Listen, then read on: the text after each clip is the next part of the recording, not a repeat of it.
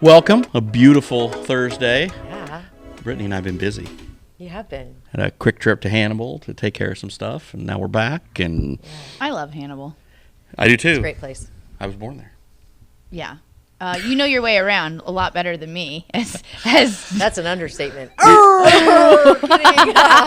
were on the we were by the old Huck Finn Shopping Center, we go. and I said, "Let's just take 61 up." And then she tried to make a quick turn into the what would be the southbound lane, and it's like we don't want to do that. Yeah, we want to go bad call. north. So she made the turn, and we were fine after that. 61 north. What do you think? I don't Is she know. Some I kind of just Magellan? I'm like, I almost take a killed right. us. Is all I know. Yeah, take a right. Not here. Made it fine. Budget! And I'm like, whoa, Well, don't.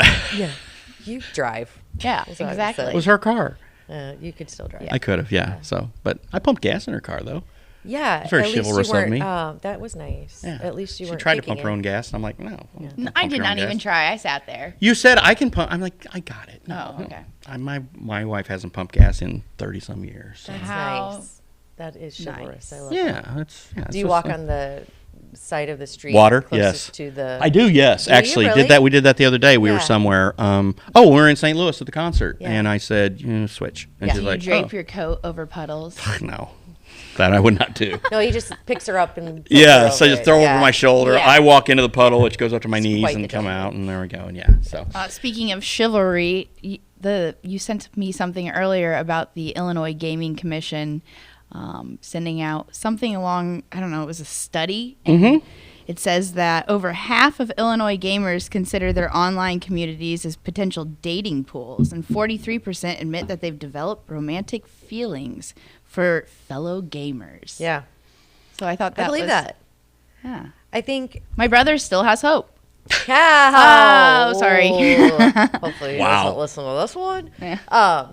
I think that's kind of normal, right? I mean, online dating has become so mainstream anymore, and gamers, they're kind of.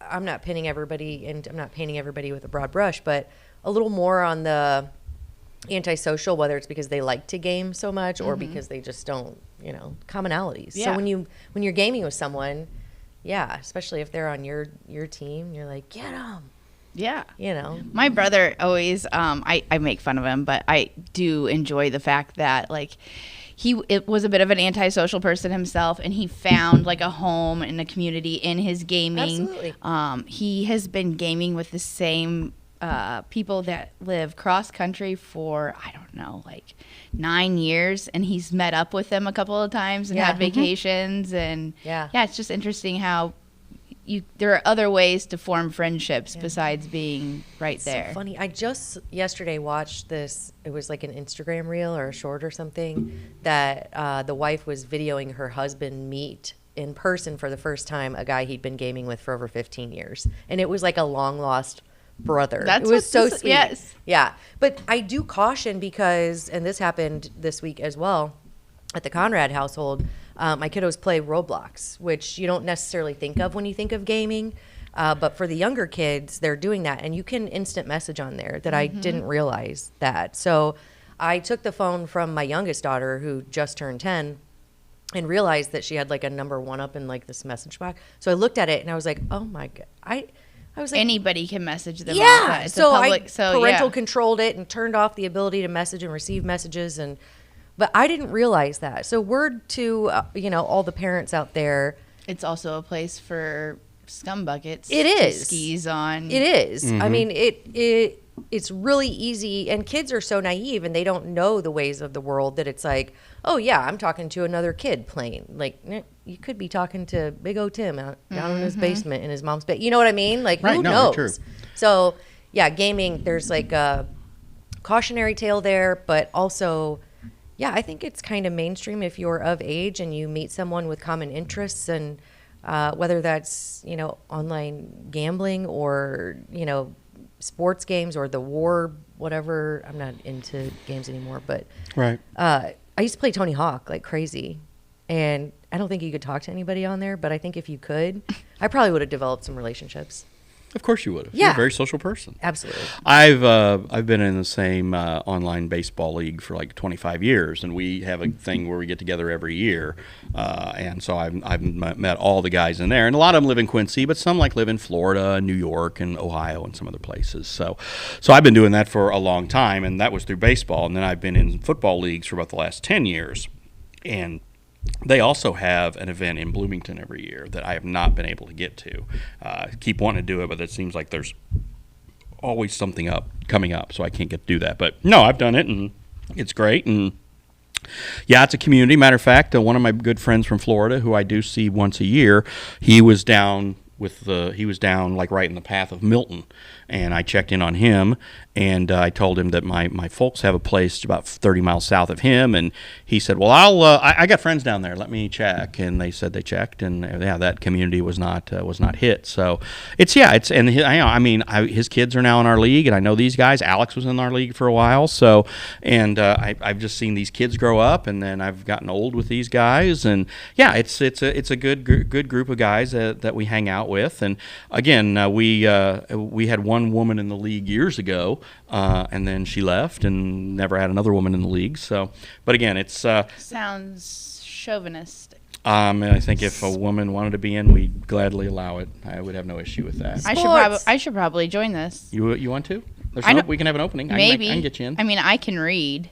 Okay, That's good. That's my thing with any kind of my fantasy. Like, I'm trying to prove a point. Like, I know nothing about sports, but Yeah. I can read. But these are like game simulations. You actually have to play the game. You have to like put in the pictures. You have to I don't have time for that. lineups No, and I all don't that have time stuff. for that. Well, that's kind of cool, though. And in football, you pick the players and you call the plays and all that stuff. So That's cool. I don't have time. So now for you're that. out? Yep. Sorry. Okay. It seems like a time suck, but I'm sure it's interesting if you're into it. yeah, no. If you would ask Ellen, yes, I spend a little too much time on doing it. that. Yeah. Yes. Now, when you're So- playing it, do you think about other things, or do you sit down and be like, God, I should be, or No. man, I could be? No, you know, I do. you're- I have you're in enough it. other shit going on that I Yeah. know I do. I need this break. I need this mental tunnel break vision. from dealing with all the yahoos in this room. Yeah. You know, that kind of stuff. Yeah. So no, I For definitely. the brand. Yeah, We're the brand. We're the I didn't brand. think of that comment. That was Oh, that was just hilarious. on point. That was freaking Jimmy Patterson. Thank the girls for doing this shoot. Was it Jimmy or Marcy? Chopped liver. I think it's Marcy. I think You it think was it was Marcy. Marcy? Yeah, Yeah. because she loves us. Not that she doesn't love you, but That she's was always giving ridiculous. us shout-outs. But that was some very good whiskey, by the way. It was good. Yeah, really check out good. that video. Yeah. It's us getting to taste everything, but Yeah. informing you of Yeah. the good stuff that they have to offer. And they're, again, celebrating their anniversary this Saturday. Yep. Yeah. So stop by there. One more thing I wanted to add with the online stuff of just like the ever-changingness is schools. So like, Yeah. you know, my experience in school was always in person. I never really I don't think I did a single online class, but Yeah. that is, you know, the wave of the future too. I wonder how much do you form relationships in those when, I mean, again, I don't know really how these work, but I mean, when I went to John Wood and QU, I had what they called satellite classrooms. And no, just from my experience, you're there, you know, doing The work on the your own. learning. Yeah. I've and then heard- you have people from, you know, afar, but you're not like, you may laugh at each other's jokes, but I don't think you're really forming things. But I think that's different than like social media, and a lot of like my niece is in college and everything that she does is like on an app or virtual. Everything is, you know, she rarely gets to see her professors, which I think is interesting. is that the wave of the future? I hope not. You know, I think they've said that for a while because, I mean, obviously online educational offerings have greatly grown and you can get pretty much any degree you want online. But I still think there's something to be said for that interaction, that college experience. Yeah. You know, getting to know, you know, the TAs or the professors or whatever, but also just the people you're going to sit around with in your labs or whatever.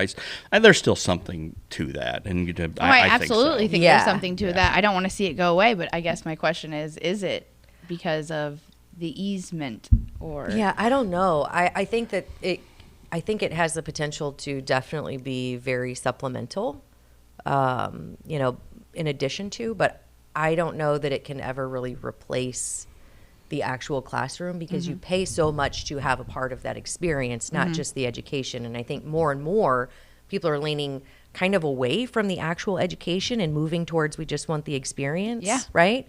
Because I'm not saying education isn't important. I definitely think the contrary, but I do think that when you're paying for college, you're paying for the experience. And if my kiddo wants to go and it's all virtual and she doesn't ever have to leave a dorm or anything, I'm going to think twice about that. Yeah. Well, also, I think it also depends on the institution. I mean, I think for the community colleges, I think their place is pretty much locked in because of what they offer now, not only in just regular getting your core credits out of the way to prepare you for a 4-year school, but also for the trade school aspect that has really popped up with John Wood with all the programs they offer. And again, if you're a big major state school, I think you're in good shape. But I think if you're one of the smaller state schools, maybe one of the directional schools where you've seen your enrollment drop in half over the last 20 years, or you're a small private college where you've struggled as well, I think that's where the weeding out is going to come, because the cost of college has risen so much, and the small liberal arts schools rely so heavily on athletics now for their enrollment. Yeah. I just don't know if that's sustainable. So yeah, education is definitely going to change here over the next decade. Yeah. It is, and the tools that you use. But I think the personal interaction is always going to be a highlight of how people choose schools. So you may have some that veer away from, in-class professors and in-class class, but I think they'll be the cautionary tale. Yeah, my kids had, all 3 of my kids did John Wood for 2 years and then ISU for 2 years. And they all had great experiences at both places and professors at both schools they liked. And, I've got, Scott is just finishing up right now, and he wants to be a history teacher at high school, at the high school level. Probably Mike Shull inspiration, I would imagine. And, but he's in the process of doing his practicums, and he'll be student teaching. I don't know if he's doing it in the spring or the fall of next year, but anyway, he's just about wrapped up. So, but again, I think those, that's where you get in there. And again, if you want to be, especially a teacher, I think you've got to be in the classroom. How can you be like doing the online stuff at college and say I want to be a teacher when you haven't been around other kids and professors and things? But that seems weird. Part of being a professor, at least some of my favorites, which Brittany and I were talking about outside, and speaking of Mike Shull, part of what makes a good professor is how they connect with their students. Yeah. And, we were talking about who, our favorite teacher was, and I have a bunch leading up to it, but one of my most memorable was Dr. Stoner at John Wood, and she was only there for a few years, but it was psychology. And it was because she was a psychologist and related everything that we were learning to real life stuff. Because her name was Stoner. That's what I was saying. That's what I was saying. And she had the best last name She was ever. an adorable, like 4'8" lady who didn't take shit off of anybody, and she was just an amazing soul. But I think I would have missed that connection had it not been in the classroom and face to face. And also, I think you just really get to know true personalities, whether you're learning, about your professor or your instructor, or they're learning about you. I think that's just so imperative when you're going to school. Who's yours, Bob? Well, I had a few of them. Got to name one. John Quarterer, who's retired. John Quarterer is his name? Quarterer? Quarterer. That's a mouthful. John Quarterer. He is retired and living up in Rhinelander, Wisconsin, and he wants Ellen and I to come see him the next time we go up there and see Michelle in Rockford, because it's only another 4 hours after you go to Rockford. Right. But I do want to go do that before the snow falls, because it snows a lot in Rhinelander. Also, Kent Collins, who recently passed, and Stacy Wolfel. They were all at the School of Journalism in Mizzou, and they were just, they were real mentors, real inspiration. I'm so old, I have classmates of mine who are now teaching at Mizzou. Yeah? Like 4 or 5 of them now. John Anderson. That's not I don't think that's weird. John Anderson, who just retired from ESPN. He was a longtime ESPN sportscaster. He was a year ahead of me at KOMU and at Mizzou. He's now gone back to teach at Mizzou, which I think is great. That's and very cool. John is a fantastic guy, and those kids they're just gonna get so much out of him. I love how you call your teachers by their first and last name. My favorite teacher will always forever be Mrs. Turwelp to me. I know her first name very well, but she's always, I'm almost whatever, and I'll call her. Didn't she just get? What'd she just get? Well, they popped her name up in the If You Grew Up in Quincy Facebook page, which is awesome. It's Follow a great that. Page, But they brought out her picture when she won the 1998 Brass Bell Award, and I was like, It's a national award, no big deal. And I'm like, that was my essay. NBD. Your essay won her that award? Yes. That's She awesome. won $500 for her classroom, and I got a $50 savings bond. Oh, how cool. 1998. That's awesome. That is fantastic. It was awesome. Did your And- parents tell you to write that, or did that just come to you? No, I did it on my own, but I had help with my principal, Mrs. Kelly. She sat with me during recess. I didn't go out to recess. I was sitting in and writing. In trouble? No, I was sitting and writing by Being choice. antisocial. Did you get kicked out of St. Mary's too? No. Oh my No. gosh. But Here we go anyway, again. Here okay, we go so again. Ding. favorite teachers, I think the reason why we find them their favorite, like you said, is when you can bring out outside the classroom. You can make something happen outside of the classroom. And our next guest, I know, is a teacher that is making something big happen outside of the classroom with the help of his students. Which is so cool. Wonderful segue. It was a great Very segue. nice. You're welcome. Very nice. Yeah, it seems it's really interesting to me. I can't wait to talk to him about it, right. amongst other things. Yeah. All right. We'll be right back. The Liquor Booth is your home for a huge selection of beer, wine, and spirits. The Liquor Booth has 2 locations in Quincy, 3520 Broadway and 1500 North 12th Street. The Liquor Booth, where it's always happy hour. It's not beer. Steve's drinking that's right. water. 7 Up. 7 Up. Except Starry. It's Starry because we love Starry. Sober October. We love our Starry. Is so. yours NA, Bobby? No. For Sober October? No. I don't believe in that sort of thing. So, All right. Steve Belko, our guest. Welcome. Welcome. Thank you. Appreciate it. Steve is political science professor at John Wood. And history. And history. Just Oh, recently is that started, right? Yeah, officially January, full-time. They created a position. I was doing adjunct, and I guess in the hallway one day I said something to a friend, and they said, "You mean you'd want to come here permanently?" And I went, "Heck yeah, this is my home. I'd love to come back, and tired of the big battles down in the big city. I want to do something, get back in the classroom." Yeah. They said, "Well, maybe if we create a position, would you apply for it?" I said, "Heck yeah." They did it, and I took it, and Dang, I'm here. big dog. They're great in position. That's awesome. Yeah. Quincy native, graduated sometime in the mid to late 80s, like I did from Mark Twain High School, but he's a Quincy grad. And Infamous class of '86, I think. Oh, so wow. it's, So I might be a smidge older than him. But I look at it, and what I really want to talk to you a lot about, Ashley wants to talk about the whole election thing. But first off, I just want to talk about some of the work you did leading up to this, and that's particularly in the Missouri Humanities Council. How long were you there? 8 years. I left a pretty lucrative teaching position down in Florida, and I wanted to come back to St. Louis. My wife's from Michigan and just fell in love with St. Louis, and so I wanted to raise my kids in a decent American Midwestern place, and so they could see the Cardinals and Blues That's and all right. that. And so we did, and I took that position, was there for 8 years. And then kind of wanted to get back in the classroom, and it was impossible. With the current political climate, you just can't do it. Yeah. Being who I am, all I need now is a hyphenated name, and that might get me back in. But it was just no way. And I had colleagues of mine and professors I'm still close with who are on my doctoral committee. Don't do it. Yeah. It's a battleground. And so I thought, well, and it wasn't working. And then I had former high school librarian here, one of my favorite teachers, speaking of favorite teachers, called me and said, "Hey, we lost a political scientist. Can you come up and adjunct for us for a course?" And I said, "Yep." And, well, here I am. Here you are. And I'm never leaving, Quincy. Yeah. Deal with it. You're back Right? forever. That's it. Yeah, you don't have to drag me out of that classroom. Yeah. That's awesome. And as we said in the first half of the show, all 3 of my kids did the John Wood / ISU gig, and all like John Wood. Again, you had Mike Terry, who was one of he's their fantastic. favorites. Yeah.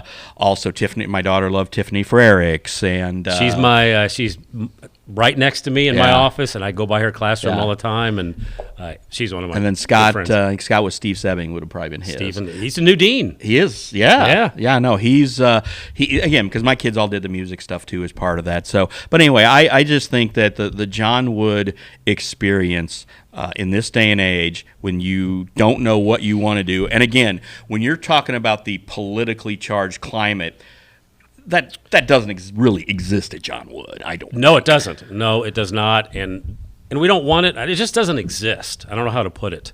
It's not in the classroom. I don't see it. It's very refreshing. Yeah. And rewarding. Yeah. And another aspect of that, and I hate to do this to my own kind, but you guys started it, my colleagues out there. A 4-year college degree is not what it used to be. I'm Yeah. going to say it. And on top of that, the humanities are just killing each other. Yeah. They're done. And so I have a daughter who's a junior in college. It's a private four-year liberal arts college where I went. It's our denomination. She got a full ride. She's pre-med. Because I told her, do not go into history, political science, or anything that has an ology in it, Yeah. unless they, Take a lesson. Yeah, and she's going to be a NICU doctor soon. And my son, who's still in high school down at Francis Howell, will come here and play baseball next year. But I said, you know what? He wants to do surgical tech. I said, just, we've got friends who do that, and they make great money. They love what they Yeah. do. Yeah. And you don't have to have a bachelor. So it's Right. like, you don't have to waste your money. Right. He gets to go free because I'm here, and he's playing sports, and he's going to have he loves Quincy. He comes up all the time. So I had an aunt and uncle who who lived in O'Fallon and worked at Francis Howell back when it was just Francis Howell, before all the other ones? were Yeah. added, and it was the biggest high school in the state of Missouri yeah, at that time. And still pretty big and growing. he was a history teacher there years ago, Jim Boning, and my aunt was the librarian there, and it was they loved it there. And then when they started adding all the schools, they're like, well, where'd all the kids go? Francis Howell, Fort Zumwalt. There's about 4 of each now, but still, the main Francis Howell dominates in sports. It Yeah. does. Any of the other ones, they hate Francis Howell. They do, no, and it's been, and that Gateway Athletic Conference is a bear. Oh, yes. It's tough in every Yeah. sport. And even the smaller towns like Troy, which Oh, is yeah. booming. Yeah. AJ said to me, my son, he says, sometimes we don't like playing them because they're tough. Yeah. Well, and one thing that just happened up here, we just found this announcement today. The North Central Missouri Conference that Hannibal is a member of is dissolving because Fulton left and they don't have enough schools. So now Hannibal has to find a new conference. Uh-oh. I think Hannibal will be a good fit for the Gateway. I just don't know if all those schools are going. And again, they're at 18 schools already. The other would be the conference that has most of the Columbia and Jeff City schools in it. So I think somebody would want Hannibal. It's a good school. It's always they've got a great reputation in all athletic sports basically. So I think Hannibal would be a good fit to go to one of those conferences. Yeah, not far from the St. Louis area, Yeah. straight down 61. Yeah. So, yeah. I mean, you can It's make logical. it like that. So make it to Hannibal to Chesterfield an hour. Boom. Easily. Easy. I'd make Easy. the trip, so it's Yeah. not too bad. Sports. You don't want to talk about sports. God, I'm All over right. here You want to like, talk about come you want to talk on, about guys. you want to talk about the election. Well, actually, before we go there, Uh-oh. All so right. poli-sci, I mean, I never took any poli-sci courses. So if you're not talking about like a political, environment, or maybe you're just talking about kind of a hostile, kind of, uncertain, whatever it is, but what are you talking about in those courses with your kiddos? I make them contentious. Yeah. It's fun. You see, that's but what- you can that do was it kind of my sometimes in question, the yeah. classroom, Tactfully? and so far, yes, you can. Yeah. There's no doubt. In fact, today in my American government, I think we had a fantastic conversation. We're midterm. I don't know if it's just the nature of the students and where we are, but I have noticed something. They're not as Interested? divided. Okay. I'm starting to think it's us old farts. Yeah. Oh, well, no question. Yeah. Totally agree. I kept thinking, let's fight this out now, and that way my kids don't have to go there. Sure. I'm thinking maybe they should say, why don't you all sit this one out and we'll take it from Exactly. Yeah, because you guys are a bunch of idiots. So Yeah, you think exactly. it's that they're not as divided, or you think they're not as interested, or they don't see, or maybe they don't see. I think the they weight- look at our generation and say, "What the hell are you people?" either that, or doing?" maybe they don't see the weight of, why people vote. Like they hadn't had to earn money or make big decisions yet, or I don't know. I've asked my class. Okay. To be honest, how many of you that can vote? I have somebody from high school. I have some foreigners playing sports and all of that, and every one of them raised their hands, and it just seems that it actually kind of gave me hope for a little bit. Because when Yeah. I turn away from all the news and following it and doing my job, it's like, wow, maybe they should be the ones leading the way. Right. They just don't seem to be as divisive, confrontational. I don't know. Maybe what- it's because we were born in the 60s and that kind of bred into us, Yeah. and I don't know. Well, and I think, and I'd like your opinion on this too, but social media has come into play as far as divisiveness as well, and Yeah, legacy it's media terrible. and all that. But so when you're talking, with your students, are you talking about the current political climate? Are you talking about candidates and policy, or are you talking about how to avoid being so divisive? What are you? I will bring up policies. I will not mention candidates' names in the room. Okay. Now, we have had a political discussion about political parties, about their efficacy, where they started, Sure. what use do they have, and all that. But you don't mention Republican or Democrat. Okay. You can do that. You don't have to bring it into the classroom. I know people who bring it into the classroom, and I'm opposed to that. And so I try to keep it out as much as I can. Right. But you still get to the meat and potatoes of what's going on in the world around us. We definitely get down. We'll talk about abortion, Second Amendment. Today we did eugenics. Really? They're thinking, wow, I never knew that existed. It's like, yeah, Yeah. led to, gave Hitler a rise. He followed the whole policy based on us. Right. And then you start talking about capital punishment and abortion. Like, well, how's that different? And you just see their eyes open up. It's going well. Interesting. As long as you don't take sides or, Yeah. which I think don't. I need to take your class. I think a lot of people, especially in Quincy, need to take your class. If you can do Uh-oh. it without being, divisive, you're kind of talking openly, having a productive discussion, Yeah. right? You Trying. You Yeah. talked about your kids in your class being receptive to these conversations because we are so many people just really try to take a shit on kids these days. And I see the ones that I know, like my own kids I'm proud of, younger people who we have recently brought aboard who really seem to know what they want. They get it. They're good people. They want to do right. They are fantastic. So I think there's a lot of hope for this next generation. Yeah, I do. I'm not down on it one bit, as much as I like to tease them about it. Sure. Yeah. But as a parent of a college age and a soon-to-be college age, it's my prerogative. I can do that. Absolutely. Yeah. So there's hope. I agree. So what, I want to get back to the social media thing, but first, so when you're talking to your students, do you talk about what's important to them? Let's say even in the upcoming elections, what issues are most important? Do you talk about that? And Yes, we do. What do you think or what are you hearing? We do, and we will do. Yeah. I end the semester with economic issues, domestic issues, climate change. What do you think? Energy. What do you think? Right. And foreign policy. Do we belong in NATO? What do we need NATO for? There's no Soviet Union. Yeah. What is it around for? What about the UN? And, what about foreign aid? And just, we'll bring up stats. And usually I try to steer them in one direction and they get going there and then I yank them back another. Nice. Yeah. So they're ready to leave and go get a beer afterwards. Yeah, well, I'm but, sure. they're going to need it Yeah. afterwards. So I take it, obviously you're very, you're capable of, steering yourself down the middle. I'm sure you have, you lean one way or the other. We won't get into that, but how do you, I would find it very difficult to not insert my own political viewpoints. Or do I don't you? find I it. guess. No, I don't. I know where I'll vote, and I know the reason why. But I'm not pigeonholed. I've been called all kinds of things. And when I talk about policies, it throws people off. Yeah. Not sure really what party do I lean towards. Right. But being a historian, I probably shouldn't say this out loud, but folks, every for 4 it. years I write in Andrew Jackson. It does. So Awesome. He was a Democrat, but he'd be rolling in his grave, the current Democratic Party. Yeah. I So, yeah, write like in that. John C. Danforth. All right, Missouri. That's right. He was my political idol growing up. Right, Yeah. and he might be one of the epitome of like what the heck's going on today. Statesman. Yeah, Yeah. statesman, not a politician. One of the last statesmen that the state of Missouri and this country's actually had. I write- Now, I know Definitely for some Missouri. people won't agree because he was involved in getting Clarence Thomas on the Supreme Court. I get that, but put that aside. No, statesman. Absolutely.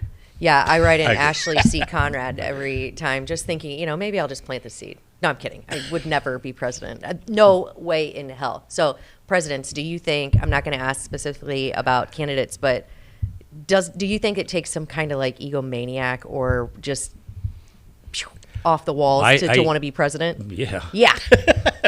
Yeah. I don't understand why you'd want to be that. No. I think the greatest president of all would be somebody you just drug into the White House kicking and screaming, Yeah. holding on to the doors. Let I'm me out of only here. doing one term. Right. I'm doing 1 year, and that's it. I'm turning over to the vice president. Really, that's Yeah, it's almost like a punishment, and then you get in there and you're like, well, if you don't fix this, like one of the bigger problems that we're facing, then you got to do another 5 years, right? So it's like you got to fix it quick. And if you want out of here, and we don't That's give right, them a yep. cush house, right? We're not giving them the White House. It's almost like a punishment. Here, you get in here, you fix this.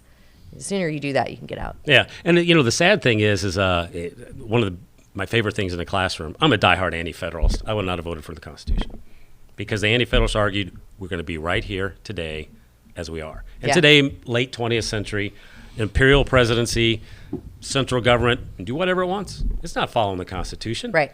99% what it does ain't in there. Yeah. And they're not supposed to do it. And students kind of start getting around to that, because they're tired of politics a little bit from that perspective. But yeah, I'm not a fan of power. So I don't know. Maybe I'm just probably in the wrong political science. No. I think it's really interesting that you're not really into it, but you teach. But I think it's, I think it's an important thing to talk about because I think it has changed, and I didn't live, in the good old days, guys. I'm kidding. Well, one of the things Anna Freddo said that, if you ratify this Constitution, you're going to have a Congress, Senate, and a House of Representatives that will never represent you. Right. They will be distant, removed, unrepresentative. And I look at it and I read some of these, Brutus and, some of the other anti-federalists, and students kind of go, yeah. And then I say, okay, raise your hand. How many of you are millionaires? Or your parents? Or anybody you know? And how many senators are millionaires? Probably a couple billionaires. Yeah. I say, how do they represent you? Yeah. Do you even know who they are? Do they care about you? And how'd they get those billions? How did they become millionaires when their annual salary is about $200,000 a year? Exactly. Yeah, that's and then they're in there for 20 years, and it's like they're worth $14 million. I'm like, well, that's some power of compound interest right there. If you look at what their incomes become, the income's the same. Yeah. But their net worth. Oh yeah. It's insane. Exponentially. Yeah, it's insane. I just saw something on social media asking some questions about, I think just one candidate, but it could have been a number of people, who knows. But that brings me full circle to the social media conversation. So it used to be, you really just kind of heard what your parents talked about in the house, right? Because you didn't have a whole lot of other noise or influence. Now it's like, I was raised one way, but now I get on the internet and I get more information and I'm learning, but then I don't know if I'm learning the correct stuff. What is factual? Do we even know that this is their net worth? Do we dig into it? People just share shit left and right, to support their agenda or their viewpoint. Has one of our discussions we just had 3 weeks ago was two-part. One is the media biased. And there was, I was really impressed. Yeah. You bet it is. Yeah. It was hardcore. Yeah. You can't trust any of us. Do you distinguish legacy versus local, or just all media? Do you bucket all of it? Okay. Social media, MSNBC, Fox News, and Muddy River maybe News. some of the printed news or all that. And so Muddy River News, and it's like, they know it. I really like that. We get into they believe that there is censorship. Yeah. And it is to erase a political opposition if you're in the power versus the other one. And but we talked about political socialization, because that's a big thing. Who socialized you politically? Yeah. And it's different than our day because we didn't have social media. Right. Nope. And they will list that up there. They mention family, friends, social media. And I tried getting them to think, you're missing one that I had. And they just drew a blank. I kept trying to lean them there, never got them there. And I thought, what about church? Now, I'm a preacher's kid, but church has disappeared. I'd say about 80% of them don't attend. That doesn't mean they're not spiritual or not religious or anything like that. They all kind of looked at me. I said, oh, my God. We used to have, Bible school, and everybody in the town went to those. And that was the big kind of social event. We had Wednesday night stuff and, vacation Bible school. And so that's a way. It's not the church as in Christianity dominating you, or Judaism, whatever you might be. Right. You're with people. Yeah. And you're socializing outside the family, outside your school. And issues come into play. They do. Yeah. That you don't know about. It's interesting. Yeah. It disappeared. So replaced by social media. Well, it's true, though. And social media is so heavily influential, of course, naturally. But, I worry about my kiddo. I have a 10-year-old and a 14-year-old. And my oldest is, like a lot of people, she gets her news and current events from TikTok. Oh, geez. And people don't watch news because, like you said, they're biased. So people want to consume news. They want facts. So they're consuming it from different areas, but what they're getting may or may not be accurate. So then you run the risk of, oh gosh, now I have to unteach some of this shit, right? Or send her to Belko's class. Is it any different than campaign commercials? Yeah, no. Nothing's changed. Yeah.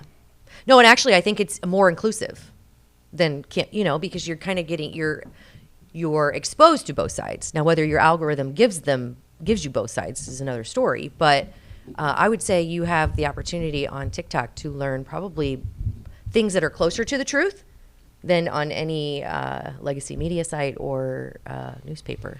Well, when we were growing up, you had Uncle Walter, you had Brinkley and Huntley or John Chancellor or whoever, and that's what you did. You watch the news at 5:30. You watch the national news at 5:30, and then you watch your local news. That's how I grew up. And then CNN came along late 70s, early 80s, and it was like, oh, it's on all the time. And then CNN, you said, okay, I can always find out what's going on. And at one time, I believe CNN was pretty straightforward. Here's just the news. And then MSNBC came along and Fox came along, so they all had to pick their lanes. And now you just watch it. And I think one of the things that when President Biden had the debate that cost him his presidency, and I watched CNN that night for a reason, because I wanted to see how they would react. And they were all like, he's got to go. They were all, that was terrible. And I was like, wow, they're actually admitting it. Nobody's sugarcoating this. But it's because they didn't want him there in the first place.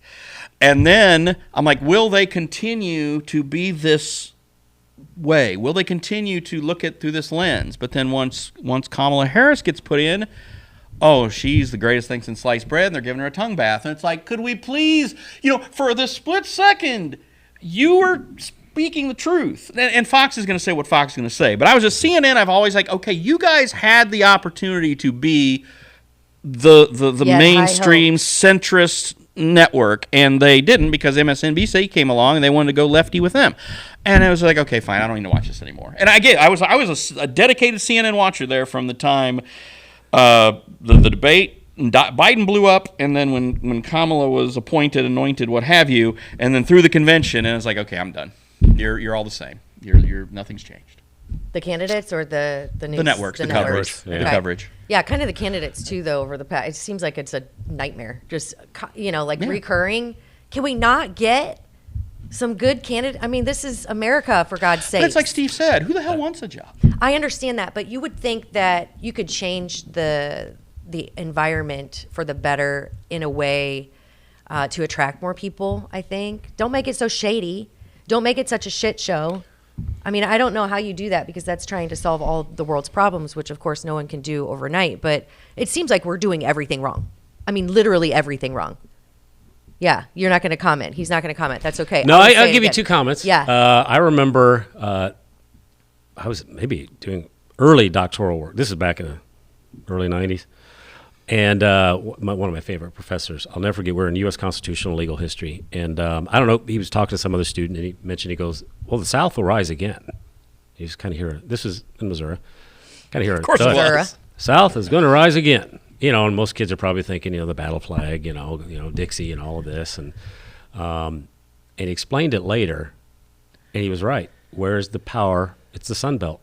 Yeah. From Arizona, Charlotte, to Dallas, to Miami, to Atlanta, and then you got the Rust Belt at the north. Yeah. But I had a student come and visit recently, one of my best students, and her fiance, and this was just a couple months ago, and she goes, yeah, I always remember, you said, and she was sitting in my class, U.S. Constitutional Legal, and I brought up that I said, in 10 years, the United States will dissolve. And they kind of looked at me, and I said, it doesn't have to be a fight. It's going to dissolve. Yeah. And we may break into football confederacies, but we can't do that anymore because they screwed that all up.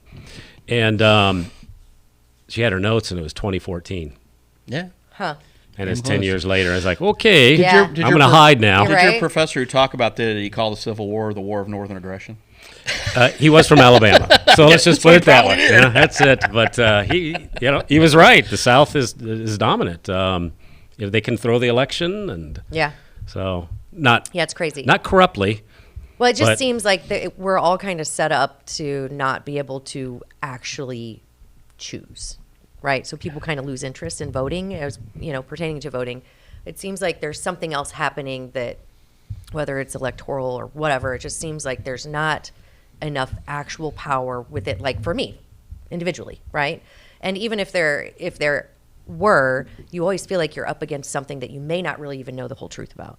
Because it just seems like there's so much going on politically that I don't even know what's happening. There's so much noise everywhere that I don't even know what the actual policies are of the candidates or how they plan to carry out their, term or what they I mean, it's just so deep. So how do your kids kind of swallow all of it? How do you feed it to them in a way that they're like, I need to vote? I just tell them how to vote and do it. There you go. That's one way to do it. I knew I liked you. Yeah. I'm not kidding. But it is difficult to, to be able to digest it and to get younger people to digest it in a way that keeps them interested and keeps them, in the know, I think, of what's going on. Because that's what's important. People have to know what they're voting for. But they have to get out and vote. Well, when they start paying taxes and the pocketbook gets hit. That's what I was talking about earlier. Maybe it's, maybe it's not that they're not interested, but they don't have as much weight bearing on them yet. Yeah. So being an anti-federalist, what are your thoughts on the Electoral College? Oh, I'm in favor of it, 100%. Okay. Whether it works for me or against me. Yeah. And I know the compromise and why for the Electoral College, and I've explained to my students, it has nothing to do with today.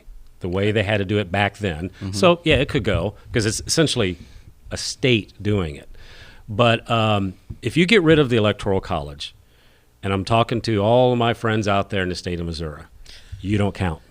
You're done. For everybody of the 27 counties in Illinois who would like to secede from the state of Chicago, you're done. Yeah. It will be New York City. It will be the left coast. In Chicago. And Chicago. Yeah. Who will make all the laws for you. Right. Doesn't matter. They will select the president all the time. Yeah. It doesn't matter. It's just the way it is. And so people might say, well, what about popular vote? Well, too bad. We're based on states. Yeah. And I actually would like to see more states' rights.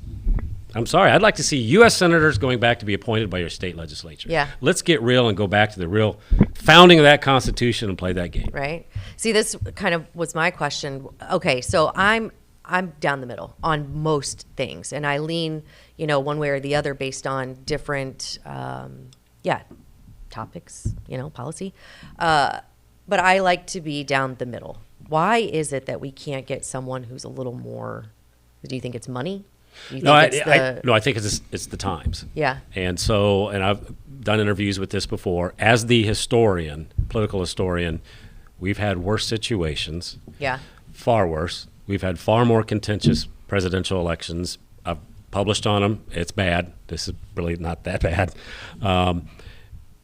But you do have polarization at times in American history. You don't want it. Right. I promise you. One of the times we had polarization, 400 and some thousand Americans died pretty horribly. Right. Then there's other times. You get back to the 1960s. 1968 is probably one of the worst years, in American history. How we didn't erupt in Civil War, most people go, Cold War had a lot to do with that to prevent that. Yeah. And we don't have that anymore. So anything can happen. Natural disasters, we've got two of them, have made decisions, not only in revolutions in other countries, but, it got rid of Bush. Yeah. And so you just don't know. You can't predict. We're not a prescient race. We can calculate and think what's going to happen, but we're reacting to all that. But I would say right now, and I've said it before, I would say 4 out of 5 people, doesn't matter what sign you have in your yard in Quincy, you have a sign in your yard, it's not that you're voting for that person, you're voting against that other one. Right.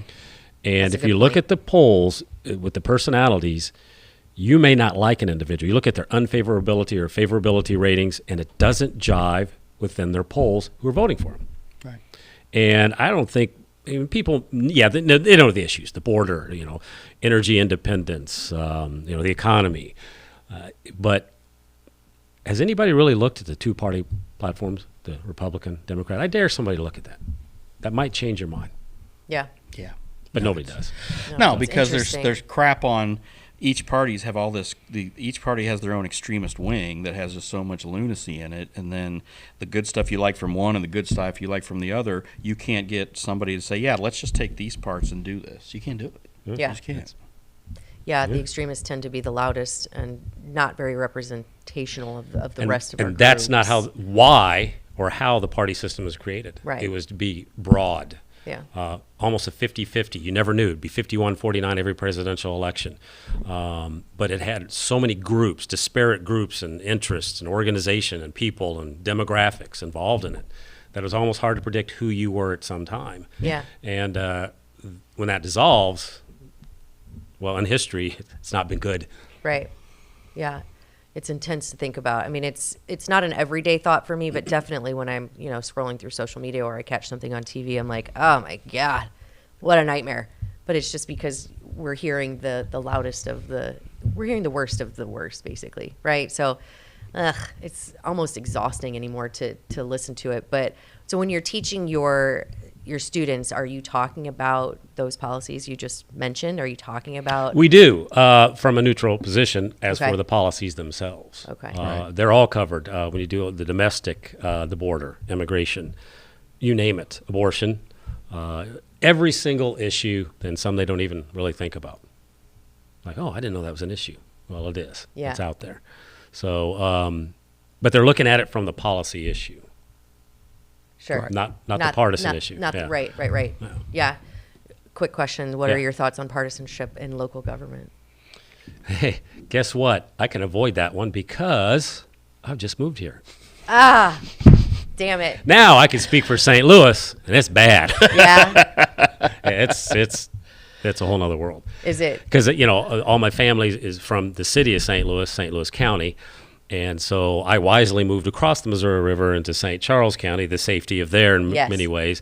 Has beat red. Yeah. And St. Louis is beat blue. Yeah. I mean, you got a squad member, in St. Louis. And so it's. And in Congress, and then basically, here one of our besties is mayor. But I think I didn't think about that. That's the problem with St. Louis County and the problem is all those the municipalities. That's the problem there. It's so split up with all the little cities, and they can't get anything. That's why they've never been getting anything done. Right. Yeah. And the big issue was St. Louis trying to get back into the county, which was shot down because all the municipalities. I mean, you got something like Kirkwood, Webster. No, we don't want North. We don't want Spanish Lake or any these folks, and Right. And so it's always going to defeat it. The South County doesn't want the North County, or any part of the city part of that. That's not going to go anywhere. I thought the funny thing is that one of the ways to get around it, St. Louis tried to put it on a statewide ballot. Mm-hmm. Yeah. Which is dangerous. What's that do? The whole state gets to vote on it. Oh. And they were for or against? They got tossed, okay, right? It did. Okay. One of the reasons why, because it had, somebody down in Springfield where my daughter's living, I don't care. Yeah. But there was a lot of talk when I was constantly in the legislature in my previous job. A lot of people wanted to see it happen to screw St. Louis County. Huh. Oh, Kansas City'd love to do that. Oh, hardly they would. Yeah. Yeah. And I ran into people in the Ozarks and the farmland of the North going, yeah, let's screw them. We're going to vote to join. I was like, that's not how it's supposed to work. Yeah, you let the locales decide that decision. Yeah, that's Right. just Even nuts. St. Charles County, I'm not getting involved in any of this. Yeah. So Yeah, why would you want to? There's not just to be a jerk about it. But Yeah, aside from that's that, it, yeah. So Oh my gosh. Yeah, politics brings out the best and the worst. that's why I like being back in Quincy. Yeah. It's home. well, Yeah. I'm glad you're back. I ran into you a few years ago, and we met and were able to get in touch. And I think this is great. I'm glad you're back, and Yeah, me we too. can have a beer or two every once in a while. And Absolutely. if we still have a country on November 6th, I'll probably want to talk to you again. Okay, at least you guys haven't asked the big question. What's that? Who am I predicting to win? I was going to ask you about the candidates, but I didn't know your stance on talking about it. I mean, Oh, that's odds. you don't have to be. You can always predict, your team getting beat. Okay. I mean, Yeah, I root go- for go one that team, route. but you know what? I'll bet You never against know. them if Sure, I sure, have sure. to, win some Yeah. money. Yeah, that cost So- me when I bet against Dallas on Sunday night, good. and then they won. So it's like, and this is like emotional risk management to bet against my team, and then they win. Well, so. this is my philosophy, and I did this 2 years when the Chiefs won the Super Bowl. I bet against them every game. I figure I either win money Yep, or I win a Super Bowl. that's There right. you go. So come out of it's, that it's way. called emotional Yeah. risk Playing both management. sides. Just don't tell Love the it. spouse, and you're fine. But I'm going to make a. Right. Okay, this Prediction. is Sure, we'll take it. Prediction time. mathematically impossible in today's electoral college. I think mathematically impossible. Okay. It's going to go to the House.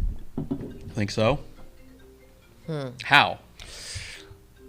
I think that maybe one of the states might flip another state that you think's going, and you just don't have enough electoral votes. You might be Really? just one or two short.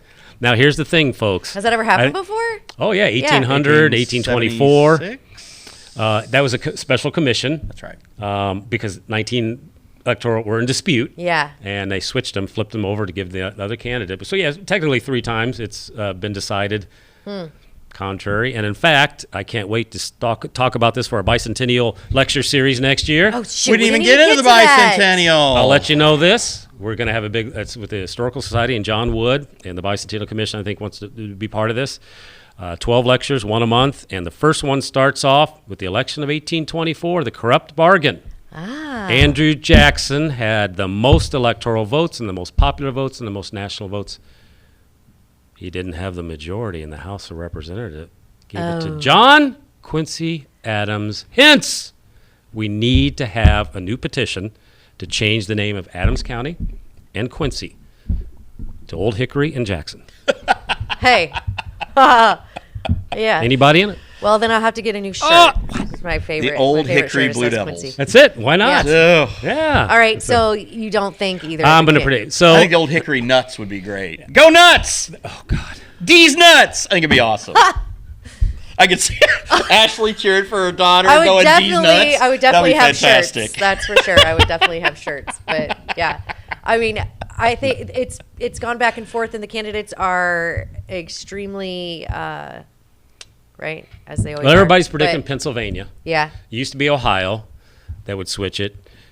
I got to go. There's 2 states in the Union I refuse to recognize. I fly a 48-star flag. My wife is from one of those states. And I really think that state has more of an impact. And if Pennsylvania goes one way and this other state goes the other way, it Michigan, might, correct? Yeah. I listened. Michigan, okay. Yeah. Okay, you got that. What's the other state? Pennsylvania. Yeah, You don't have those on your flag? Those Oh, no, the other state, Kansas. I'm from Missouri. We Oh, don't yeah. recognize Oh, yeah. Kansas. Yeah, I can't. We got to go over there and vote off and burn, pillage, and come back. There you That's go. right. So real quick, the bicentennial, I do want to Control hit. rules. I want to hit on the bicentennial because this is really cool to me. When Bob sent me some information, because of course I didn't know a whole lot about you before we sat down. You're a really cool guy. Nice to meet you. Thank you. Me too. But the bicentennial is a celebration of Adams County, Yes. right? And your students are gathering a lot of information to do research on that. Is that right? I'm on the specific committee I'm on with Adam Duster-House, co-chairing it with him, is the Bicentennial Book Committee. We're putting together an honorary Yeah. book and all of that. And Quincy Public Library stepped forward, fantastic, to kind of be, you bring your stories in. Photographs, but they have scanners, they Yeah. have copiers, they Yeah. have everything they need.